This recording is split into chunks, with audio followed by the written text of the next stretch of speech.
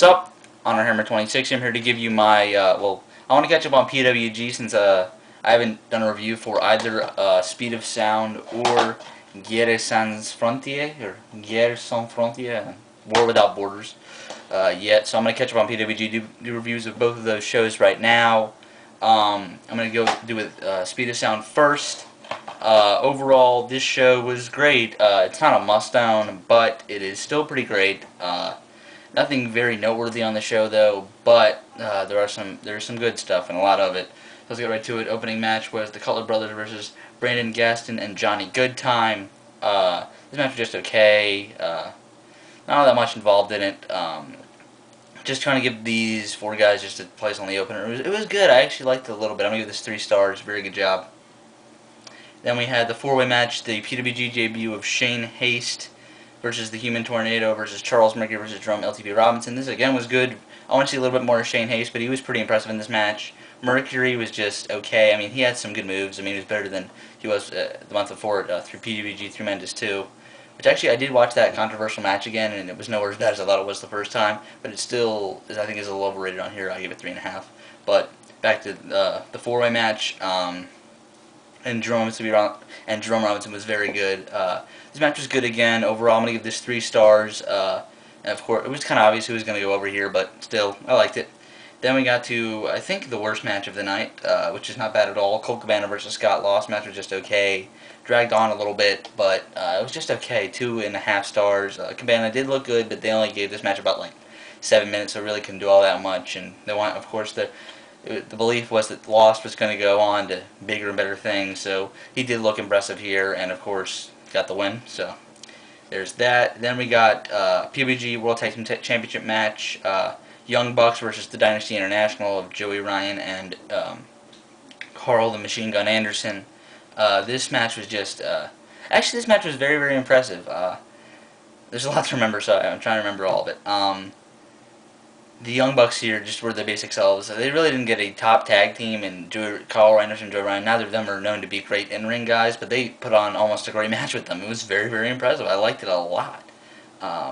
This is probably the best Karl Anderson match I've seen, or except for that match at Express Written Consent. But this is probably the best I've seen him in a pretty long time. Joey Ryan looked very good here. And the Dynasty International, who are heels, were faces because the Young Bucks are heels of WG, and I had to get used to it for a little while, but the Young Bucks are very, very good at this heel gimmick now. So, I like it a lot. 3.75 stars, very good job. Then we got the Reseda Street Fight, El Generico versus Chuck Taylor. I really didn't know how this was going to turn out. It was either going to be a huge success or a huge failure in my opinion, and it was a huge success. I liked it a lot. Very different type of match. They brought all around the, I think it's the American Legion Post is what it's called, in Reseda, where they have the events. Chuck Taylor looked very impressive here. There was some comedy. There was all-around great wrestling. This was a brutal match, just like it was an entertaining brutal match because it is a street fight, and I like this a lot. People might think I'm overrating this, but I'm going to give this 4 stars. It was very, very. I'm not even going to go as far as to say it was great. I just had a lot of fun watching that. Then we got to the independent, or the big-time independent return of Bryan Kendrick as he takes on Bryan Danielson on his way to the Final Countdown Tour. This match was a little bit underwhelming, actually. Kendrick looked very, very good as a heel, and Bryan Danielson looked very, very good on his Final Countdown Tour, but this match really just dragged a little bit for me. There was a screwjob ending, and just there's a lot on this show that was just, or especially in this match, that was just iffy. But it was good besides that. I'm going to give it 3.25. Just, it was just okay in my opinion. Oh, actually, no, it was good, but just a little bit too much stalling. But once it picked up, it didn't stop until the screw-up ending, so it was just good. Then we got the main event, the match of the night. Chris Hero versus Roderick Strong. This match was very, very good to even great. This is better than any other match on this card. 4 stars. It went it went pretty long, like 30 minutes. And Chris Hero is doing his that knockout kid gimmick, and basically all of this show is basically to set up everything that's going to happen on Guerre Sans Frontier. And this match pretty much set up Bryan Danielson versus Chris Hero perfectly, and had a great little match here. So, but there's nothing really important on this show. Just, I mean, if you want to have every PWG show, pick it up, and it is very easy to sit through, but If you want to buy one of these two, you should buy this one. This is even better. I'm going to give this show an 8, and this one a... Well, let me get to the review, then I'll tell you. So, first match was basically every guy in the opener. That has been an opening for PWG lately. Charles Mercury teaming with the Cutler brothers versus Malachi Jackson, the Young Bucks' younger brother, and Los Luchas. Then also against, this is a 3-way, 6-man, or like I guess a 9-man then, against Johnny Goodtime, Shane Haste, and Jerome LTP Robinson. This match was actually very good. It went about like 6 minutes, but it was high impact and just very, very quick and very, very good. I'm going to give this 3 1/4. It was just very, very good for the time it went. And if this went maybe to 10 minutes, this could have been maybe even 4 stars if it continued at this pace. This was just a very, very great match. Just for the time it went, it was great. I loved it. Then we got the first PWG women's match I've seen in a very long time. Candice LeRae versus Christina von Eerie. This match was just okay. I mean, I want to see a little more from Christina von Eerie, and Candice LeRae is very good. So just a star in 3/4 here, nothing much. Then we got Human Tornado versus Scott Lost. The match was very good. I'm going to give this just 3 stars though. Better than Lost's match at Speed of Sound. Lost and Tornado both looked very impressive here. So just basically nothing really spectacular to see in this match, but Lost did have some moves, and I don't know why he's catching my eye lately, but Lost is just looking very, very impressive. He's becoming such an awesome worker. I mean, he's getting his chance in ROH in January. So next we had a singles match, and from this point on, the card just picked up dramatically. Karl the Machine Gun Anderson versus Roderick Strong. I didn't expect this match to be as good as it was at all. This match is 4 stars. It was great. Karl Anderson is very much improving, and Roderick Strong was his basic self, just being his basic impact self. Just very heavy hands, and just this is a basic Roderick Strong great match. That's what it is.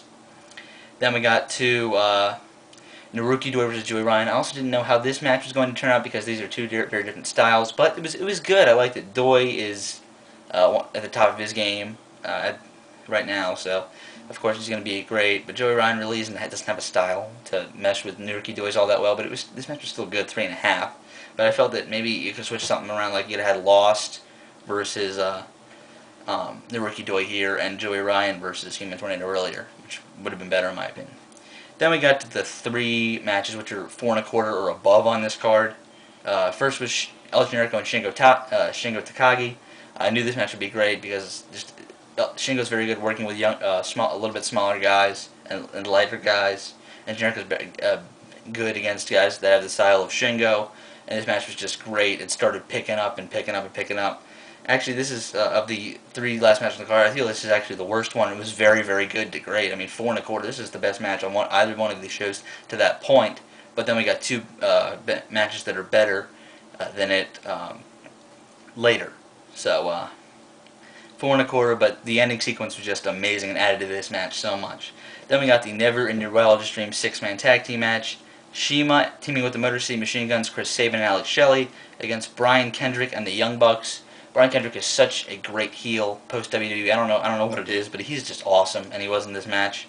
And the Young Bucks were amazing as always. CIMA looked very good here because I hadn't seen him in an American ring in a very long time, or at least without any other Japanese guys near him.